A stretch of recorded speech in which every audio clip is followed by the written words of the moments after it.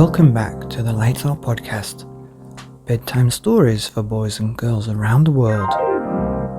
Good evening, boys and girls. Are you ready for bed? Are you all snuggled up and ready for another Lights Out bedtime story? Good, because you're in for a treat tonight. That's right, with a book called Billy and the Whale by Martyn Kenneth. Once upon a time, there was a little boy who was very, very shy. He didn't have any brothers or sisters, and he lived all alone with his mummy and daddy.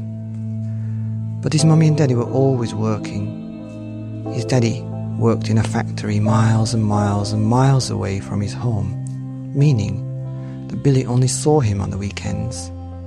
His mom worked in a restaurant, and she came back really late every night. So the boy, when he left school each day, had to get on the bus, get off the bus, walk all the way up the stairs to his house, open the door, turn on the oven, cook the food that his mom had prepared the night before, eat it by himself, do his homework by himself, brush his teeth, wash his face, and go to bed, all by himself. His mom would come home about 10 o'clock at night, and he was always still awake, waiting for her. Whenever he heard his mom close the door as she came in from work, he would close his eyes and go to sleep, or pretend to go to sleep even.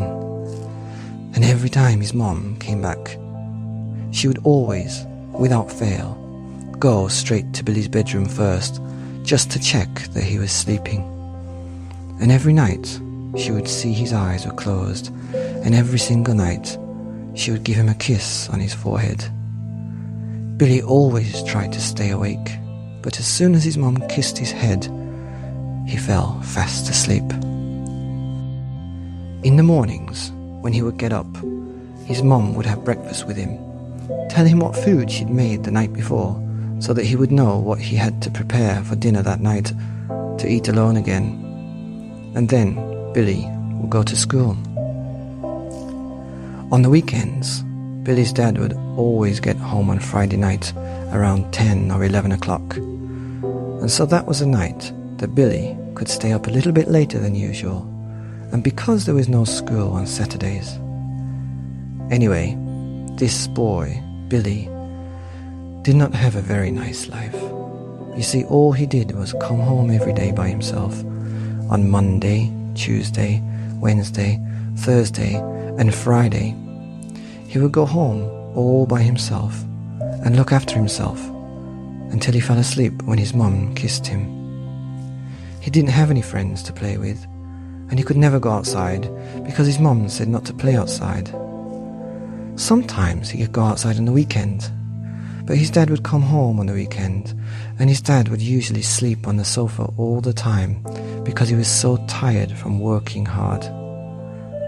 This meant Billy usually had to help his mum to wash and clean and do all the housework. So the boy felt very, very fed up. Well, one day, I think it was a Tuesday afternoon, the boy was feeling particularly fed up, and he got off his school bus and went upstairs to his house, opened the door, went in, and turned on the oven for the food. And then he heard a ding-dong at the door. Oh, who's that? I didn't ask any friends to come around, he thought. So he went and opened the door, and there, at the bottom of the step, was a little box, and nobody to be seen. He looked around, but he couldn't see anybody. And he knew that postmen didn't even come at 5 o'clock. So, after making sure that the coast was all clear, he took the little package under his arm and quickly closed the door and went and put it on the kitchen table. He turned off the oven so he could let his food cool down a bit. And as his food was cooling down, he went to the kitchen table and opened up the little box. He unravelled the delicate paper-wrapped present to find a little note, and the little note said, "Follow the blue whale." Is this for me? Or for Mum? He thought. Follow the blue whale? What does that mean? Well, he couldn't really think of what the note meant. And then he started to get hungry and remembered that his food was getting cold in the cooling oven. So he put the card on top of the piano and went and ate his dinner. As he was washing his dishes, he thought about the little note. Blue whale? Blue whale? What does it mean? As he was washing his face and brushing his teeth and getting ready for bed, he kept thinking about the blue whale. A blue whale? Blue whale? I have no idea what that means. And as he was putting on his pajamas and getting ready for bed, blue whale? Blue whale? Billy still had no idea. Frustrated and tired, he took the box and put it in the trash. And he took it out again and put it under the kitchen sink, just in case. He left the card on top of the piano so that he would be able to see it in the morning, and so that his mum might be able to see it when she gets home, and perhaps she would be able to work out what blue whale meant. As he closed his eyes, he thought, what is this blue whale? He still had no idea. And then, as usual, he heard his mum opening the door.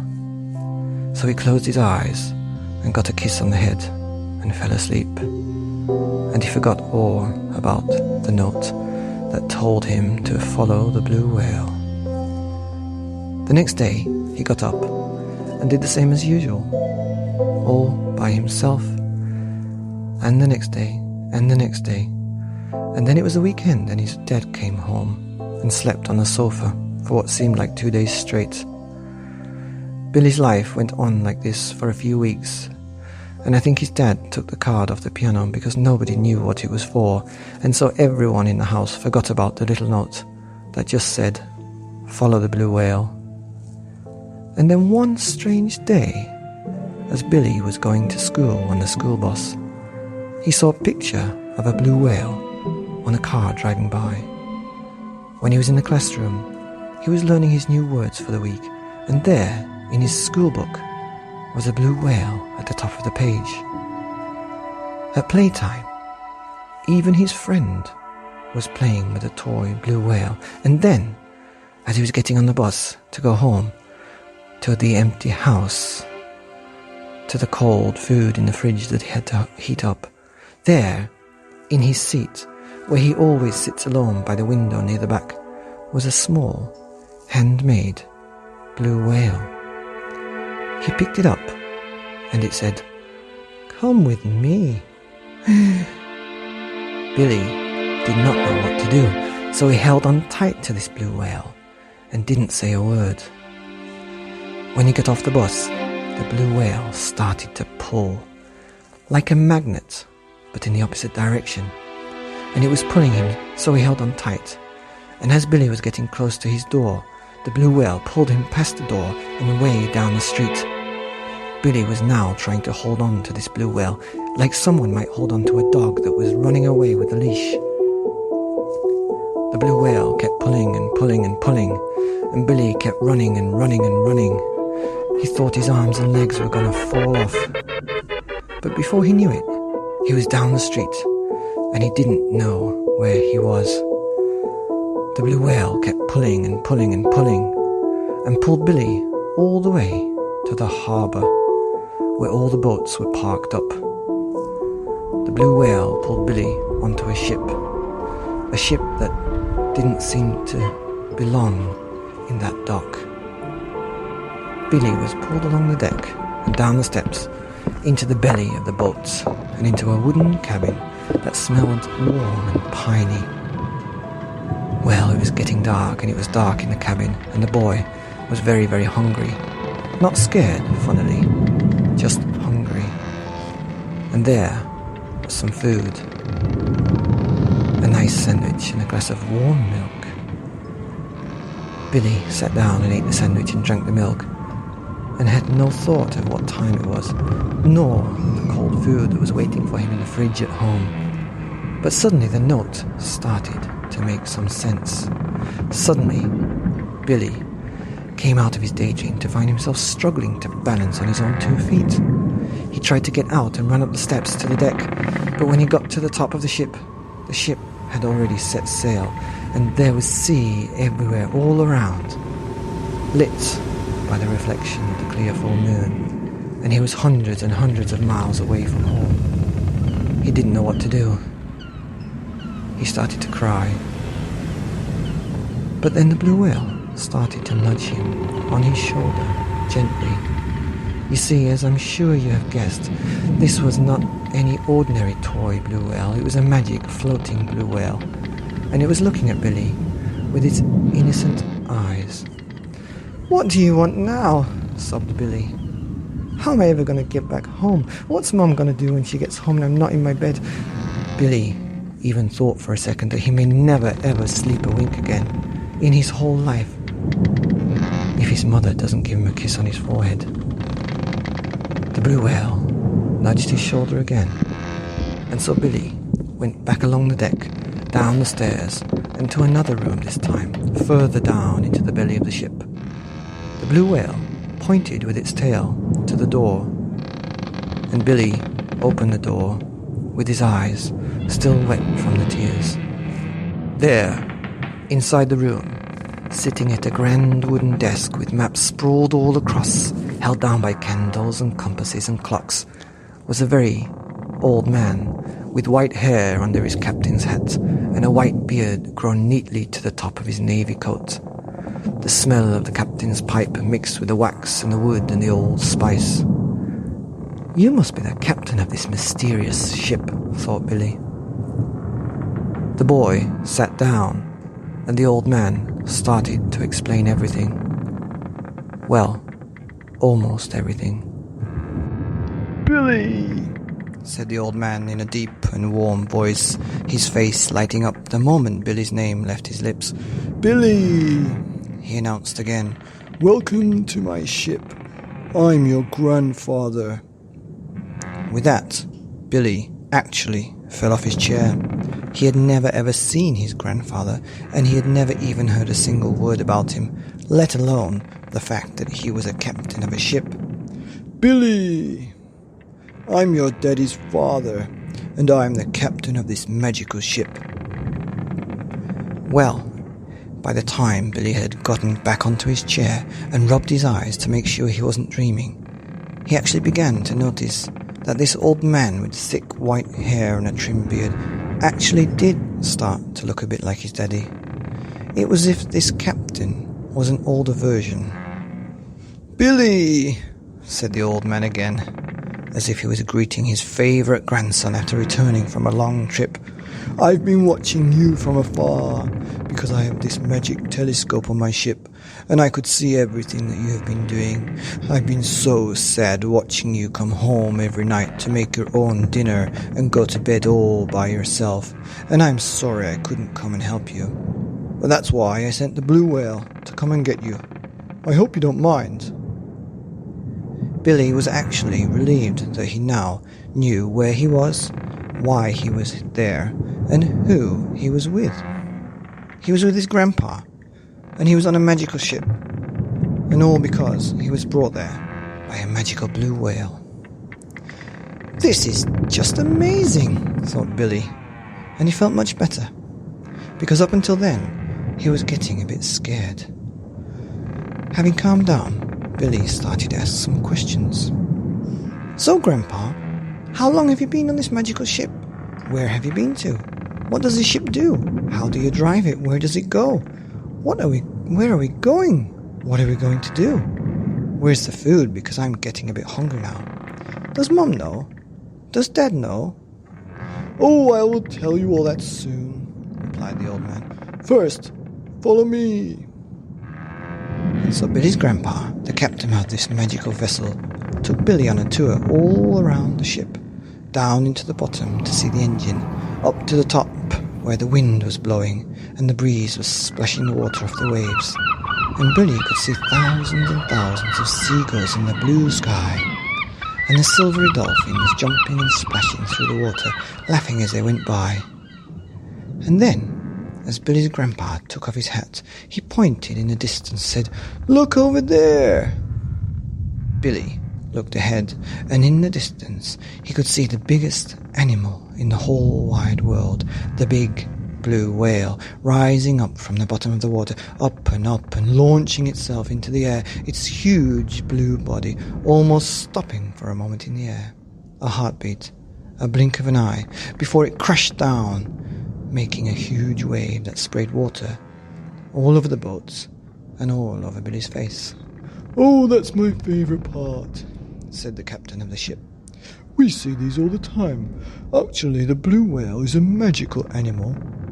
And that's why we have a magical blue whale mascot that came and picked you up and brought you back here. It's rather good, isn't it? Sometimes we ask fathers to make their children little blue whales to keep them safe if their fathers are working a lot and can't spend much time with their children." "Ah, that's why my daddy made me a blue whale from his old jeans a long time ago. I can't remember where it is now," said Billy. "I'm going to have to go and find it," he thought. "It's okay, the blue whale knows where you are and what you're doing. It's a safe, magical little toy," informed Grandpa.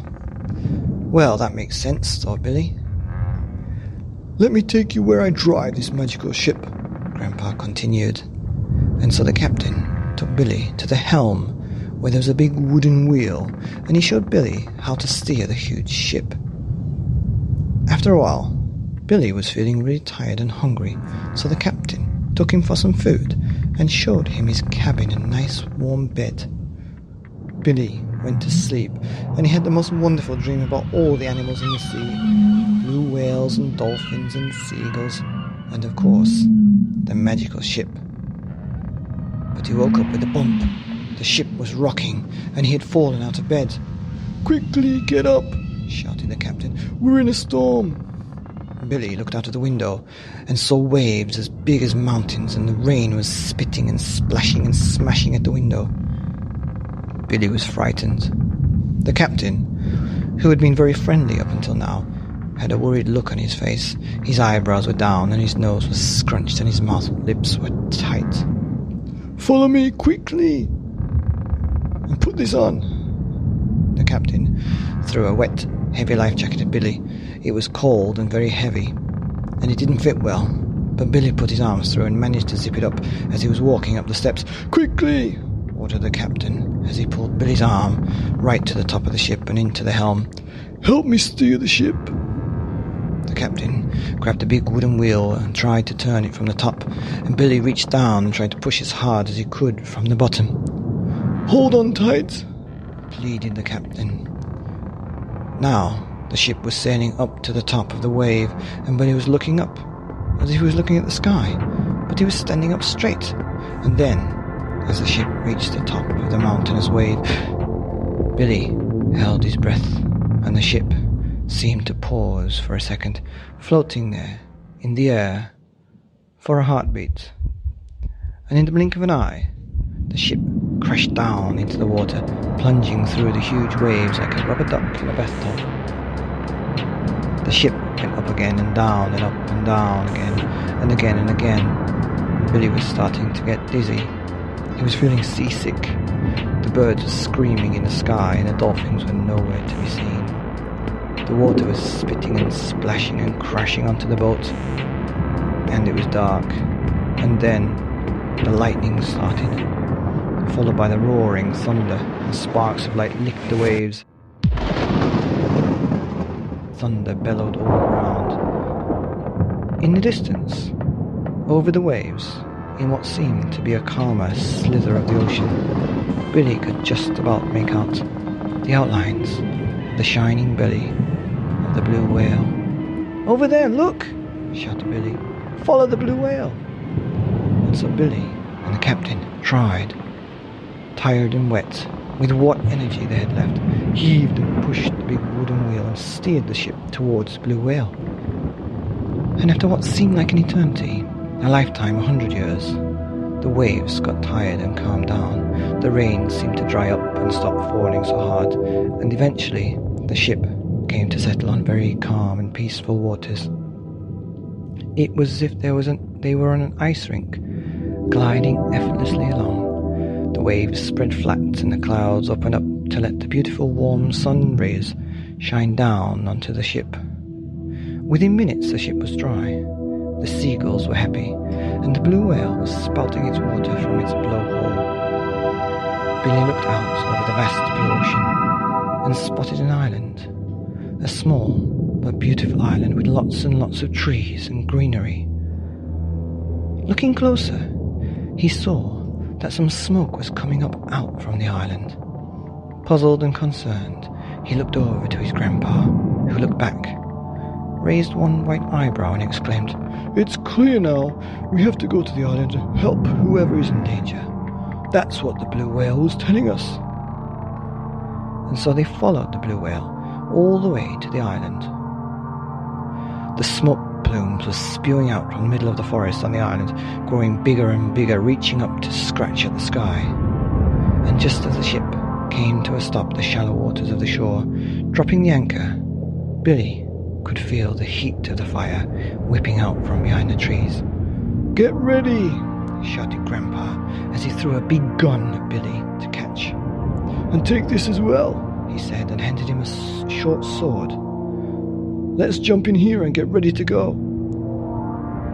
Billy looked down over the edge of the ship to see a tiny little rowing boat below. "Come on!" ordered the captain after he had jumped all the way down to the boat below. Billy was scared because he didn't like heights very much. "I'll catch you." Billy took another deep breath, closed his eyes and jumped. Grandpa caught him in his very strong and firm arms, and they both sat down and started to row the boat to the island, on fire. As they were rowing the boat, Billy could hear the noises getting louder and louder. Boom, bada boom, bada boom, bada boom. He could see his grandpa's face again, that same worried face he had during the storm, his squinting eyes and his tight lips. "We can do it," he said. "Do what?" shouted Billy, the words drowned out by the deafening noise coming from ahead. Thoughts whipped through Billy's head like the flames from the trees, and then he looked back across the waves, and he saw the blue whale, his big eye looking right back at him. The whale winked and smiled. Billy jumped off the rowing boat into the knee-high water, tickling his legs, and held on tight to the gun and the sword as he turned to face the unknown, scared and unsure of what was going to happen or what they would encounter. Billy wanted to go home, but there was no turning back now. Boom, bada boom, bada boom. The noise grew louder as Billy and his grandpa marched up out of the shore and on to the hot, fine, sandy beach. They grabbed the wet, heavy rope and pulled the rowing boat up onto the sand. It was starting to get dark, but the fire in the trees behind grew lighter and brighter, stronger and hotter. Billy had seen the whale, so he was feeling a bit less scared, but Grandpa's face was still tight and worried. Billy had the knife and the gun ready, but he felt clumsy, and he wasn't sure how or what he was supposed to do and how he would use it. He'd never used a gun before. I mean, why would he need to know? A little boy. His confusion and fixation on how clumsy he felt soon moved aside for the clear and present realization that he didn't know what was behind the trees, nor did he know why the island was on fire, or what was making those ear-pounding noises that were coming from within, from the core, from the amber jungle. The orange glow of the sky was making Billy scared, but Grandpa stood firm. "Follow me," he ordered, and they continued up the beach. It seemed to take 10 steps to move an inch as the incline of the beach got steeper and steeper until they reached the top, the grassy part.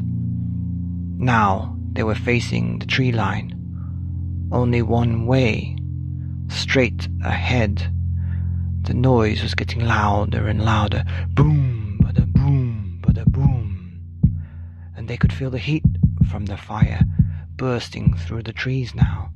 And then they could hear the screams and the noises. Billy finally spoke to Grandpa. "What are we doing, Grandpa? And who are these people?" Grandpa replied, "I don't know, but the whale told us we had to help these people. That's what I do. In this magic ship, the whale comes to visit me and tells me where we have to go. And we go there.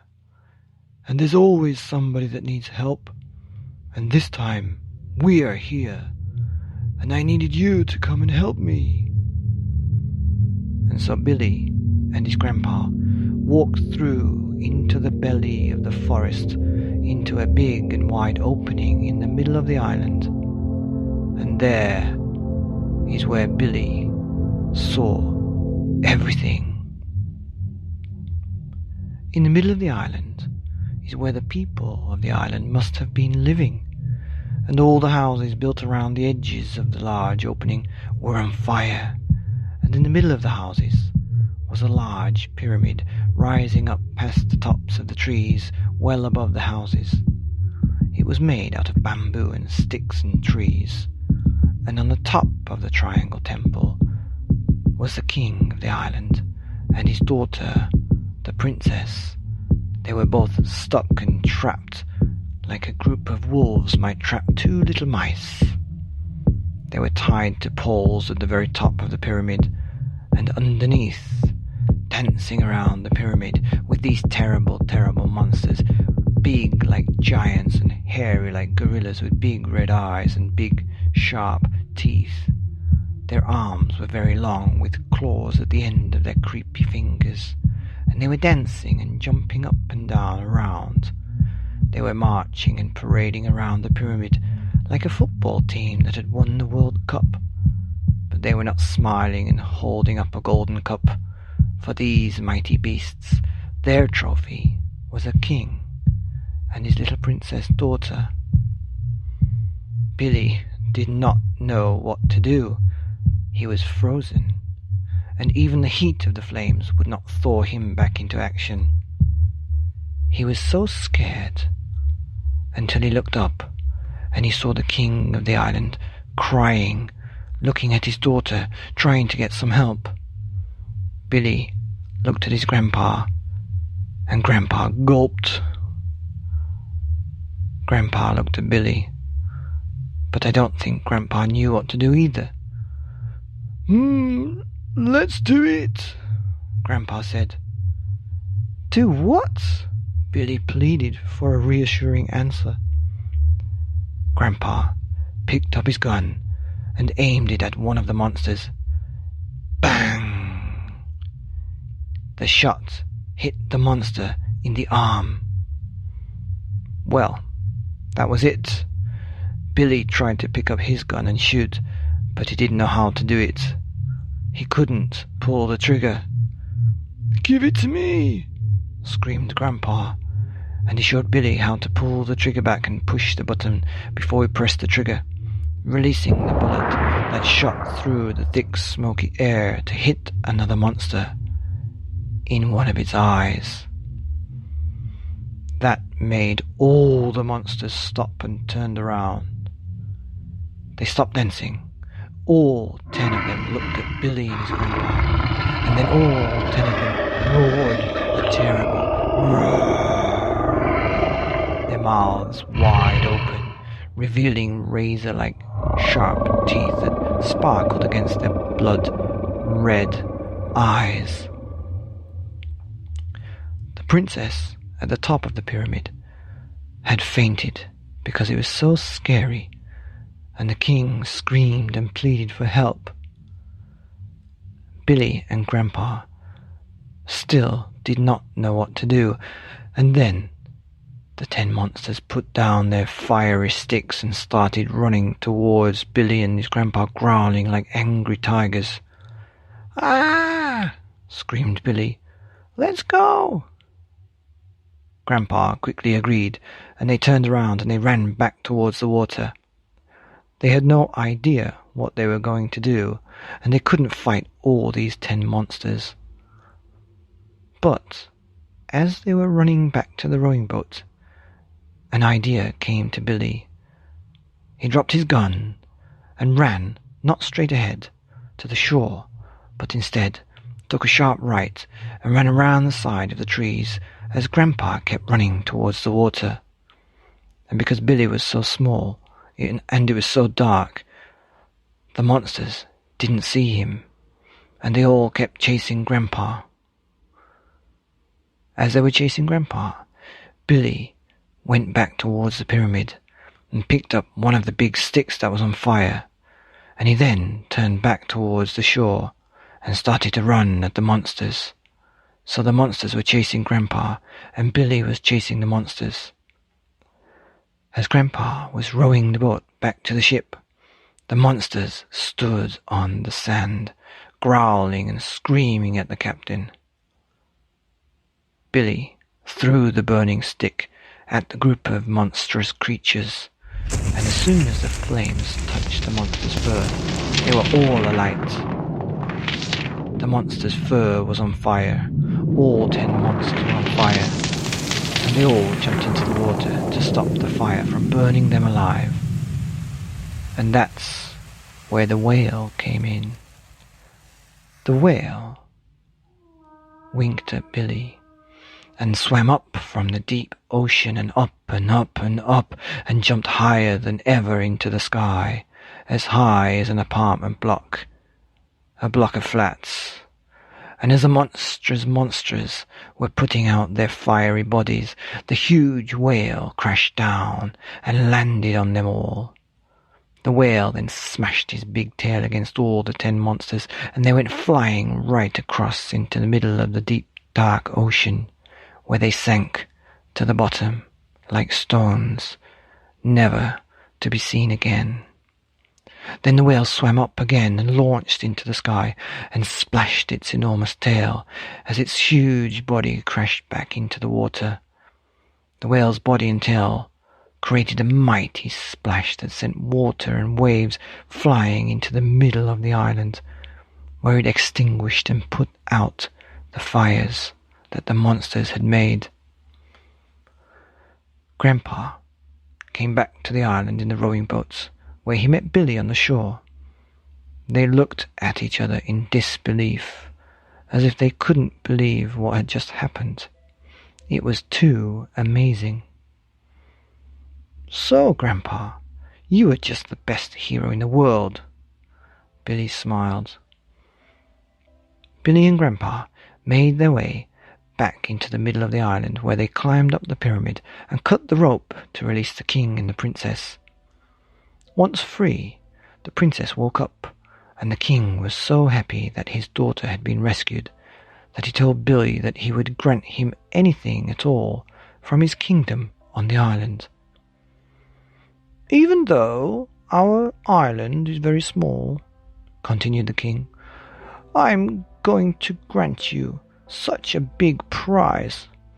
But first, let's go and eat."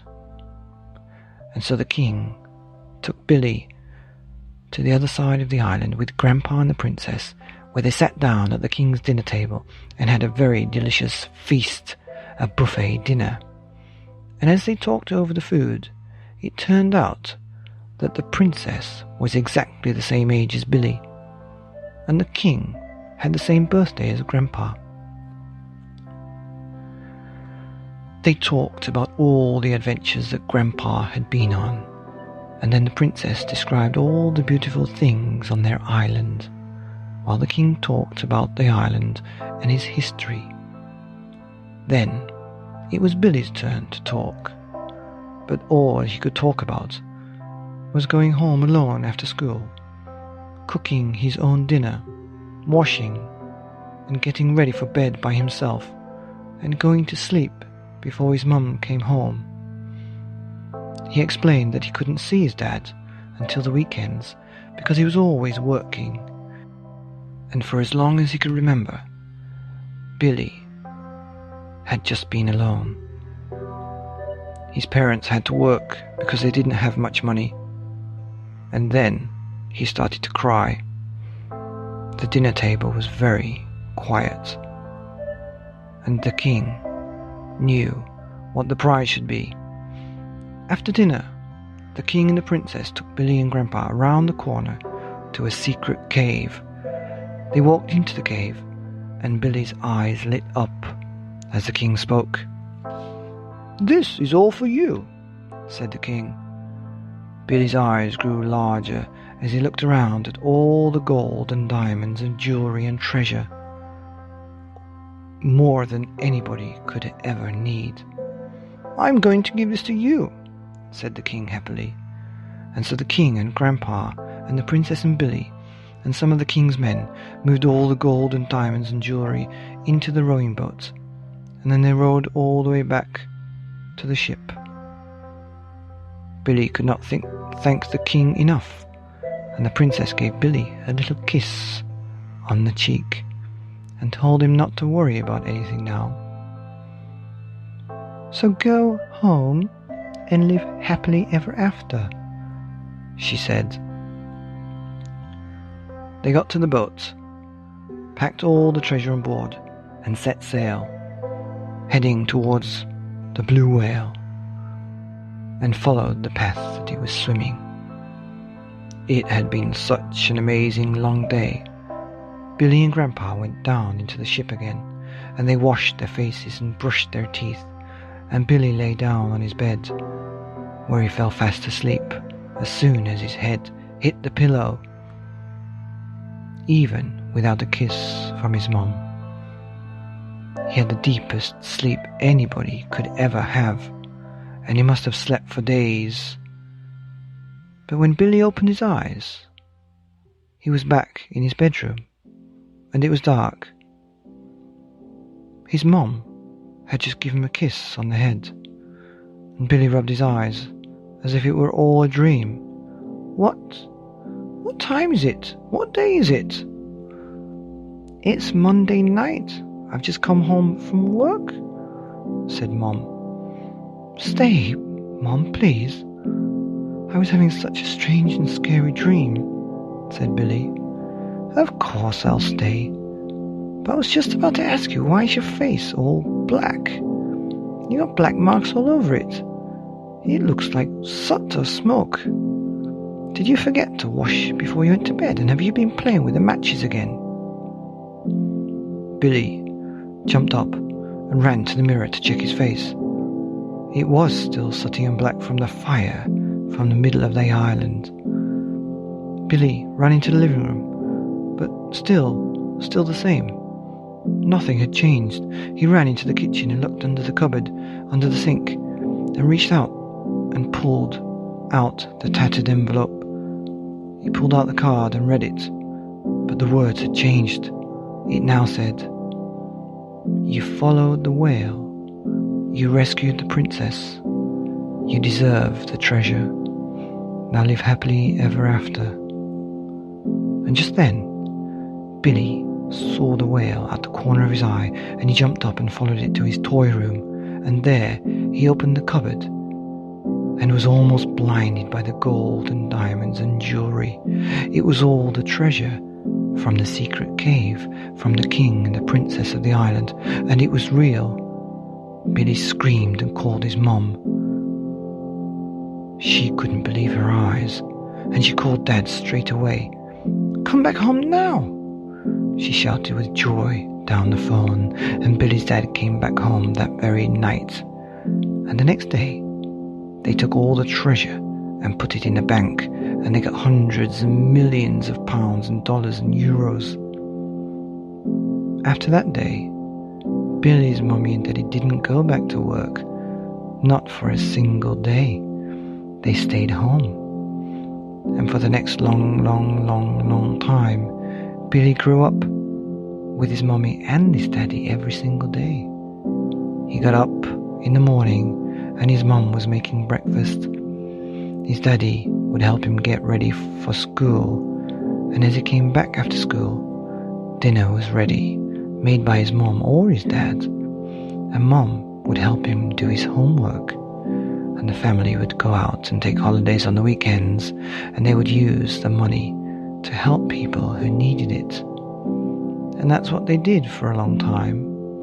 And often Billy would tell the story of Grandpa and the blue whale. And then, so often, on his way home, Billy would see the blue whale, and the blue whale would give him a wink. The end of Billy and the Whale by me, Martyn Kenneth, here on the Lights Out podcast. Bedtime stories for boys and girls around the world. Good night.